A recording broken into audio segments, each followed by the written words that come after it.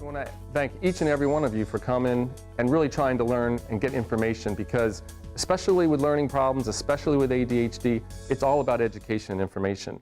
If you approach the issue in the right way with the right understanding, I find that you can get tremendous results and quickly. Okay, so who am I? I am a dyslexic person myself, and I'm ADHD, so I'm doubly gifted, right? So a lot of this information comes from my own experience. It also comes from being very motivated to look at the research and what's out there in terms of helping people. I'm a coach, an ADHD coach from Los Angeles. So I'm up in Los Angeles, and I work with adults, I work with children, I work with couples. I basically work with anyone who wants to work with me. Okay. And I have a very strengths-oriented approach. I do empowerment. Another therapist asked me, so what do you do? How do you describe your approach? Are you cognitive behavioral? You're this? I said, I'm empowerment. I empower people. And it's very appropriate with learning disabilities, dyslexia in particular, and ADHD, because there's tremendous strengths. And so if you can focus on the strengths and kind of identify them and mobilize them and get them going, you can often use those to compensate for the weaknesses or address the weaknesses.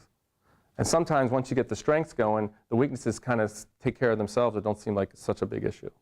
Especially with adults, where they can find a setting which is a really good match for them. So I help them find good matches in terms of work. I help them find good matches in terms of relationships.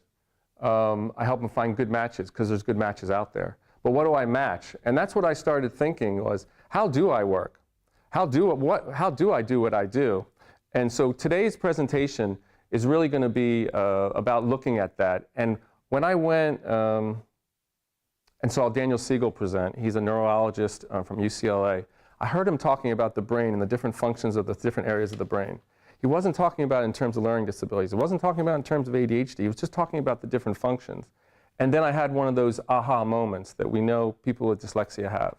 And I said, wait, that's what I've been talking about. That's what I've been doing. That's what I've been seeing. That's what I've been trying to tell them.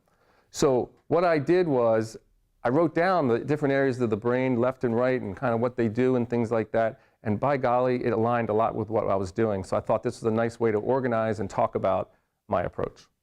So we're going to use some of his information about the brain and how it works, which I think is very appropriate, because what we're talking about here is brain differences.